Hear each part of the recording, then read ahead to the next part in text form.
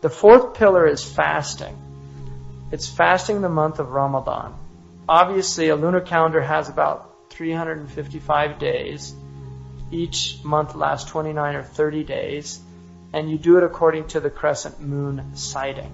Now, I want to just look a moment at the idea of looking for a crescent moon and refer you to what you would call a phenomenological astronomer. Somebody who's interested in astronomy for the phenomena and not for the theoretical aspect of it. And I would like just to read something. This is a Scottish man. He's not a Muslim. In fact, I know he's not. He's Christian. But he says something very interesting, and it just strikes me that so many Muslims don't seem to see this. But it's always, when I read this, it just articulated exactly how I've always felt about the point of looking at the moon and what that significance has for us. He said, of prime importance is the determination of the start of the holy month of Ramadan, a time of fasting and devotion. But Muslim communities have a habit of starting their celebrations on different days in any one year due to the varying locations and sky conditions for sighting the crescent moon. Places lying westwards of where the crescent moon can first be seen from the earth have a better chance of seeing it.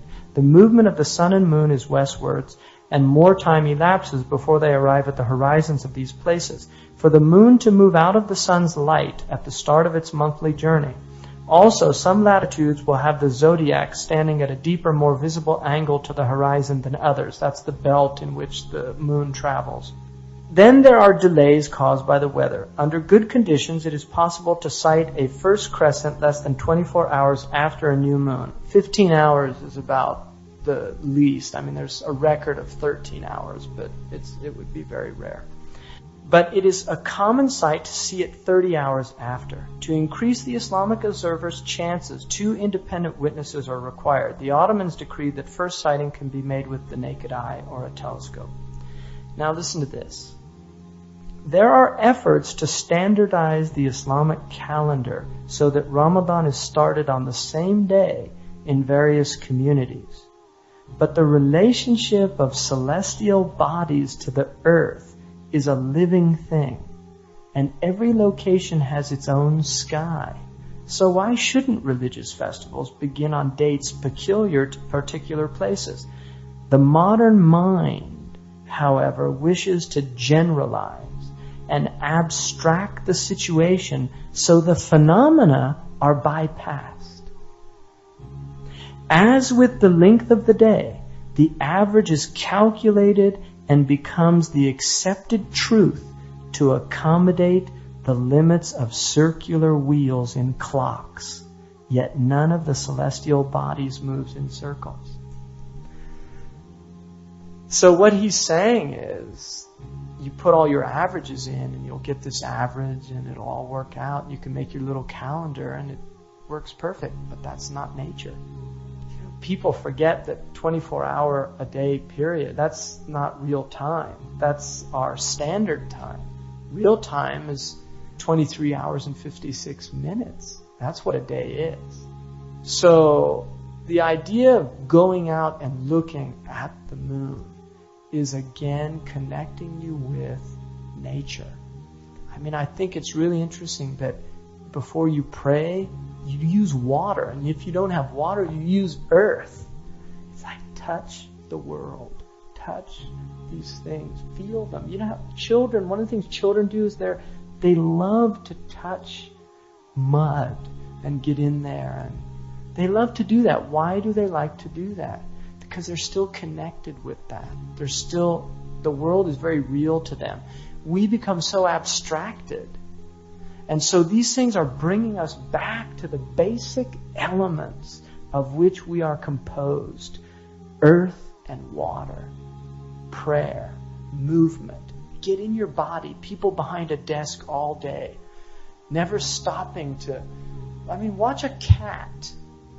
A cat could not sit behind a desk all day long. They're not insane. They have to move. They have to experience. They have to feel that. That's what they have to do. That's why cats do that. And then they do their wudu, right? They have to do all those things. They even do the wiping over the head. Have you ever watched them do that? That's what they're doing. They're in there. And all these animals, watch them, watch animals. People forget the Prophet ﷺ had goats in his yard. And we know how many, and he used to go out and milk them. He drank milk that came out of an udder. Have you ever had milk directly out of an udder? Right? Really? I mean, this is what Hakim is always asking people about that stuff. Really, have you experienced nature? And that's what going out and looking at the moon. Look at the moon. Have you ever seen a new moon born? It's called wilada. It comes into existence. Literally, just comes into existence. And it's an incredible thing to witness. And when you see it, there's this thing that happens in you. SubhanAllah. That's what happens. And that's why Allah is saying, go out and look at that, because I made that. And that is a sign of my existence. Go out and look at it and say, SubhanAllah. Feel that, because that is reality. That is you as a conscious creature with this gift of consciousness experiencing the Creator's world that He made for your consciousness. He has put it all together so that you could experience it, because nobody else can. We are unique. That's the gift He gave us, and that's what it's about. That's what fasting Ramadan is. Lunar. Why do we have lunar calendars?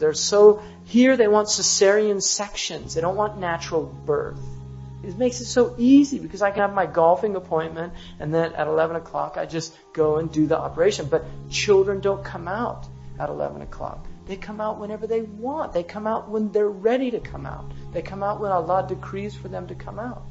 But modern mind wants to fix it all. And that's why if you look at aerial cities of the Islamic world, they look like cells. They literally look like living cells. Look at Fez. Look at pictures of Fez. And look at modern cities with all their perfectly straight streets.